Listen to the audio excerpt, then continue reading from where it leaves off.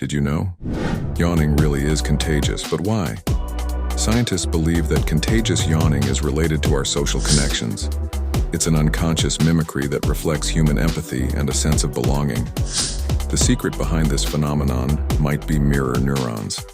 They allow us to feel and mimic others' actions, even emotions. Experiments show that we're more likely to catch yawns from those we are close to, highlighting the impact of our relationships on our behavior. So, next time you see someone yawn or find yourself yawning, remember it's not just a simple physiological reaction. It reflects our deep social and emotional connections.